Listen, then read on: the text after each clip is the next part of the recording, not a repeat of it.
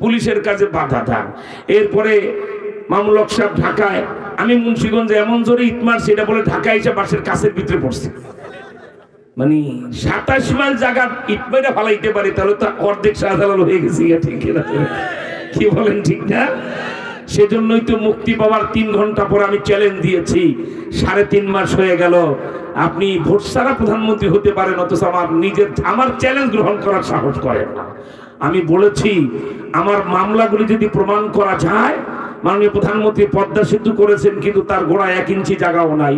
আমিও গরিব মানুষ, কিন্তু মুন্সিগঞ্জের লোক হওয়াতে পদ্মার পারে কিন্তু 1 প্লটে আমার 186% পৈতৃক সম্পদ আছে, 6 বিঘা। আপনারে দেবো 1 বিঘা, আপনার ছোট বোন শেখ রেহানারে দেবো 1 বিঘা। 2 জনে বাড়ি করে থাকবেন, শুধু আমার মামলা প্রমাণ করে দেন। ঠিক কিনা শোনা? একমাত্র ভারতের একটা কুখ্যাত প্রধানমন্ত্রী, নরঘাতক পশু, পৃথিবীতে এত বড় ফেরাউন আর কেউ নেই এখন ভারতের প্রধানমন্ত্রী যতটা ফেরাউন। এই মালাউনের বাচ্চাকে খুশি করার জন্য আলেমদেরকে জেলে রাখা, কি বলেন, ঠিক না?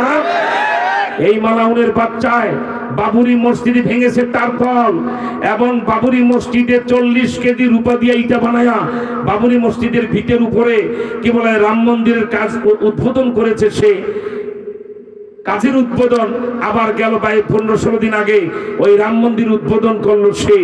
যেই লোকটা মসজিদ ভেঙে তার উপরে রাম মন্দিরের কাজ উদ্বোধন করতে পারেন, সে আবার কিভাবে মুসলমানের বাংলাদেশে দাওয়াত পায়, এই হিসাবটাও একদিন জাতি মিলায় দেখবে। ঠিক কি বলেন, ঠিক না?